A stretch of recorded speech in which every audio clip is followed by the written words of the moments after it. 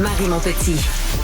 Bon, on va parler musique aujourd'hui. On va parler de rap québécois avec Philippe Lorange, étudiant à la maîtrise en sociologie. Salut Philippe. Bonjour. Bon, toi, tu as une capacité à te renouveler chaque jour. Tu veux me parler d'hétérolinguisme du rap québécois. Qu'est-ce que ça mange quoi, ça, en hiver? Beaucoup de choses, mais en tout cas, ça lit le Devoir parce que ça fait partie d'une série d'articles du Devoir sur l'évolution du français. Et donc, hier, j'ai remarqué ce texte-là sur l'hétérolinguisme du rap montréalais. Un mot qu'on utilise quotidiennement à l'heure de l'apéro tous les jours. En effet, mais moi-même, j'ai découvert le mot. Donc, qu'est-ce que ça signifie? Ça signifie qu'il y a comme une alliance de mots de différentes langues dans un même texte, une même œuvre. Par exemple, dans le rap montréalais, justement, le journaliste remarque que, par exemple, chez le rappeur Tizo de Montréal, il dit « OK, voilà, ça commence, and let's go, patinet ». Donc, il y a à la fois de l'arabe, du français, de l'anglais, du créole. Puis, par exemple, une autre de ses chansons dit « Elle a plank, pauvre elle voulait juste fumer un dingue, elle a cru que c'était un prank. Pas de merguez pour ta schneck, passe ta fesse, secoue ton crec. » Donc, moi, je ne comprends absolument rien. C'est ça, j'allais dire, Philippe. Je dis, ça vient-tu, ta chronique, elle vient-tu avec la traduction aussi? Mais justement, c'est un langage, bon. Ah, mais j'adore. Ah, OK. Bon, ben, on va non, OK, on sera pas d'accord. Encore une fois. Écoute, on fait pas exprès, hein? On fait non, pas exprès. Pas. Mais non, mais je trouve ça intéressant, moi, de bonifier. Bon, de toute façon, c'est pas. De toute évidence, on partage pas la même opinion, mais je trouve ça intéressant, même linguistiquement, de venir faire des. Tu sais, une langue qui évolue pas est une langue qui meurt, hein, tu sais. Donc, je trouve ça intéressant parce que je me dis les mots qui sont là que je comprends absolument pas du tout, là. Je me demande s'il n'y a pas un potentiel qu'un jour il s'insère dans la langue française, non? Certes, mais j'entends souvent ça, l'idée qu'une langue qui n'évolue pas finit par mourir. Mais une langue qui se corrompt finit par mourir assez rapidement. Rien de moins. Moi, j'ai Philippe, tout est dans la nuance. Non, mais pour vrai, c'est dans le sens que si on compare ça à Baudelaire, Stendhal, ben là, qui est supérieur? Tout le monde sait très bien qui est supérieur dans les deux, là. Donc, pour moi, une langue qui évolue, ça se fait par notamment des néologismes, des nouvelles expressions, mais qui sont compréhensibles pour tout le monde et qui participent aussi à l'harmonie d'une langue. Donc, par exemple, les mots comme... il y a quelques décennies, les mots comme courriel et ordinateur étaient nouveaux pour le français, mais ça faisait partie d'une nouvelle réalité, parce que c'était nouveau, les ordinateurs puis les courriels.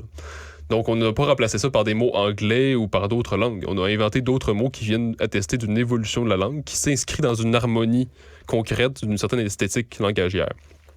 Donc, autrement dit, là, dans le cas de nos rappeurs montréalais, on se retrouve dans un créole qui, à mon avis, dénote une sorte de déclin culturel, une forme de dégénérescence culturelle, parce que c'est pas compréhensible pour le commun des mortels. Donc, on s'enferme dans un ghetto culturel qui n'est compréhensible qu'à une petite clique de gens, une petite communauté qui est bien enfermée.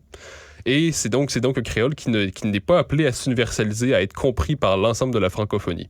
Tandis que le français bien parlé est appelé à être compris par l'ensemble des francophones d'Afrique, de France, Belgique et Québec. Donc...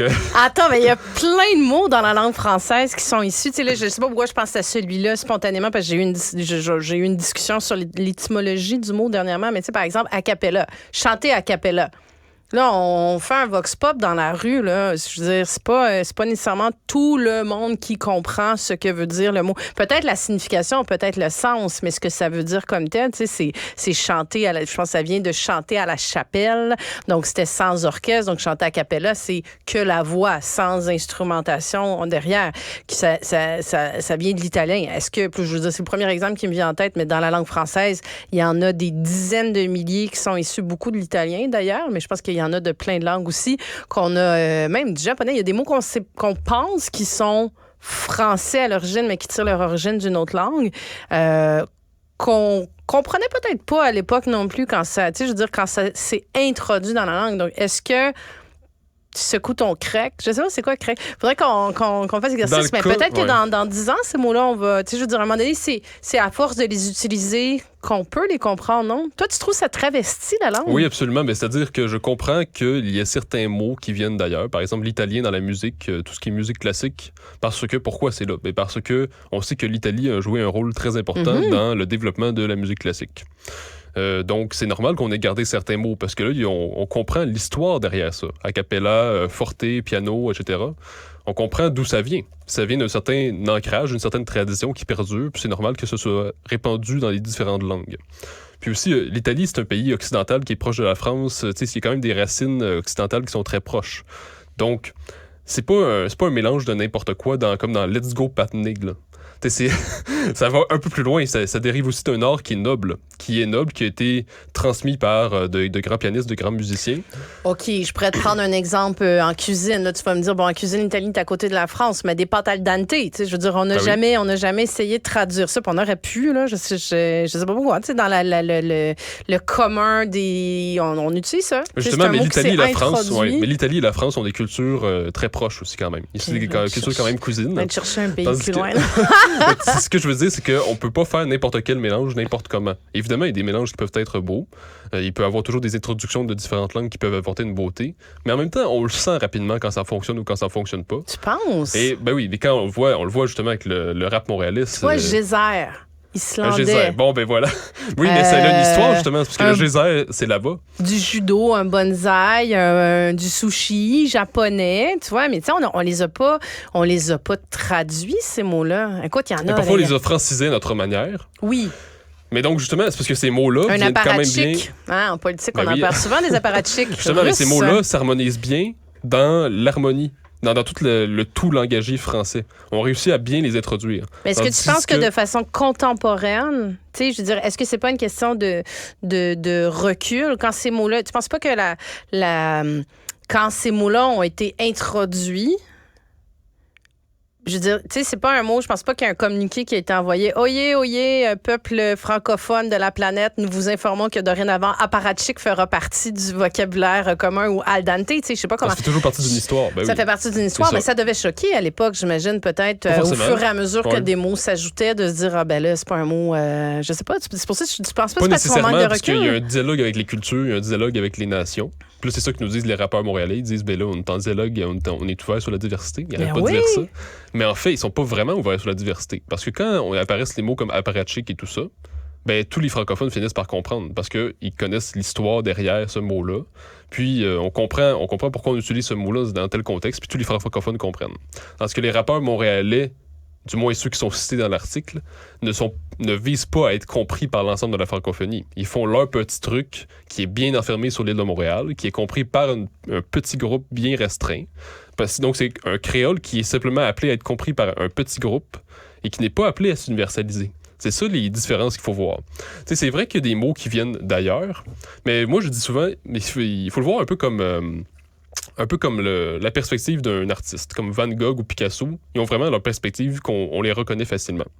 Mais par exemple, si mettons dans un cadre de Picasso ou de Van Gogh, je place n'importe quel objet, ce même objet-là va être comme transformé par la perspective de cet artiste-là. Je sais pas si tu sais si tu comprends où je veux en venir. Non, mais je t'écoute. OK. Pas encore, mais je t'écoute attentivement, Philippe. Ce que je veux dire, c'est que, mettons, on sait tous ce qu'est une chaise, on a tous vu dans notre vie, mais une chaise dans un tableau de Van Gogh, on sait un peu à quoi ça va ressembler, selon la manière dont l'artiste fait les choses. Même chose dans Picasso, on sait de quelle manière ça va être fait. Donc, une langue, c'est un peu la même chose, c'est un filtre. Donc, il faut que les différents objets qui sont dans cette langue-là se cadrent bien avec ce filtre-là. Je sais que j'explique pas très bien ce que j'essaie de dire, mais tout ça pour dire il faut que les différents mots s'harmonisent bien avec la tradition d'une certaine langue. OK, mais mettons, c'est quoi qui est pas... Là, on va prendre... Elle a planque. OK, elle a planque. Qu'est-ce qui fait que ça s'harmonise pas? Mais on le sent tout de suite. On le ressent tout de suite. Ça se voit tout de suite. Il n'y a pas forcément d'argument rationnel. Mais aussi, c'est parce que dans les arguments rationnels, quand même, on peut dire qu'il y a les anglicismes, ce sont des erreurs, car ils ont l'équivalent français, qui existe déjà. Et parfois, il y a déjà plusieurs mots français qui existent. Par exemple, au Québec, on dit souvent pathétique pour dire lamentable, minable, misérable. Mais justement, pathétique est un anglicisme parce qu'on a l'équivalent français, puis on a même plusieurs synonymes. Donc, un anglicisme, c'est une erreur parce qu'on a l'équivalent en français. Et c'est la même chose pour les différentes expressions qu'on voit là. C'est-à-dire que l'équivalent français existe déjà. OK, mais comment on se gouverne comme société francophone pour dire ça, c'est un mot d'une langue étrangère qui mérite d'entrer dorénavant dans notre vocabulaire? On y va au feeling, on y va en fait, je crois que ça nous prend des autorités. Par exemple, au Québec, nous avons l'Office québécois de la langue française, l'OQLF. Mais bon, encore supérieur à ça, nous avons l'Académie française à Paris. Et qui a parfois des positions un peu qu'on peut critiquer, mais qui est quand même une autorité qui dit, regardez, là, on considère que ces emplois-là, ces mots-là sont acceptés, d'autres sont refusés. Puis ces gens-là, ces autorités-là sont appelées à être respectées dans leurs décisions. Parce que si on n'a plus d'autorité, ben là, évidemment, n'importe qui fait n'importe quoi. Mais il nous faut une autorité qui montre l'exemple, qui nous dit qu'est-ce qui est bon, qu'est-ce qui est mauvais. Puis à la suite de leur décision, de leur délibération, ben, faut tout simplement accepter ce qu'ils ont décidé. C'est rare que tu vas me trouver sans mots, mais c'est un débat qu'on va... Celui-là aussi, on va le continuer, on va le peaufiner. Non, mais c'est super intéressant. C'est Absolument. Hyper intéressant de voir comment une langue évolue puis qu'est-ce qui mérite d'entrer ou pas. Aussi, Philippe, conseil municipal, la majorité musulmane dans le Michigan, qui vient de voter l'interdiction d'arborer le drapeau arc-en-ciel. Oui, donc ça a été dans la chronique de Joseph Facal hier, donc ça m'a fait quand même rire, parce qu'on voit encore une fois les contradictions dans le wokisme. C'est-à-dire que le wokisme, qu'est-ce que c'est? C'est l'idée que faut que toutes les minorités s'émancipent, puis qu'il faut révolutionner complètement la société pour abattre le patriarcat, le racisme systémique, la suprématie blanche. Donc, mais dans l'idée du wokisme, il y a l'intersectionnalité, qui est de dire que les différents groupes marginalisés doivent s'allier ensemble pour se battre contre la suprématie, tout ça. Donc, autrement dit, les femmes, les musulmans, les différentes communautés religieuses et les LGBT doivent s'allier ensemble. Mais ces gens-là ne s'entendent pas forcément entre eux. Et justement, c'est ça que montre Joseph Facal dans sa chronique, c'est que en 2015, il y a un conseil municipal dans la petite municipalité de Hamtramck dans le Michigan qui était maintenant à majorité musulmane. Et là, tout récemment, ils ont décidé de dire, regardez, là, maintenant, les propriétés de la ville, les immeubles qui sont la propriété de la ville ne peuvent plus arborer le drapeau LGBT. Pourquoi? Parce que ce n'est pas dans les valeurs musulmanes, tout simplement. Donc là, on a les contradictions entre d'un côté des valeurs musulmanes plus conservatrices et les valeurs LGBT qui veulent afficher leur drapeau, afficher leur couleur. Donc on voit que ça ne fonctionne pas, cette cohabitation-là à pu finir.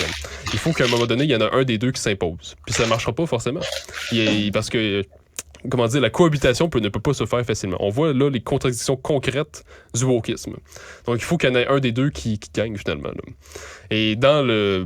c'est sûr que je crois que dans tout ce qui a rapport aux édifices publics, il ne faudrait pas qu'il y ait de drapeau d'aucune idéologie que ce soit. Mais après, là, je crois que la décision du conseil municipal peut aller comme pas mal plus loin parce que les valeurs du monde islamique peuvent difficilement accepter les LGBT. Du moins chez les musulmans plus conservateurs ou voire les islamistes. Donc, si on laisse entrer de plus en plus de personnes comme ça, puis qu'on les laisse imposer leur programme idéologique, forcément, les droits des LGBT vont reculer. C'est sûr que ça va arriver. Un autre débat intéressant. Philippe Lorange, étudiant à la maîtrise en sociologie. Merci beaucoup. Merci. Bonne journée. L'émission de Marie Montpetit.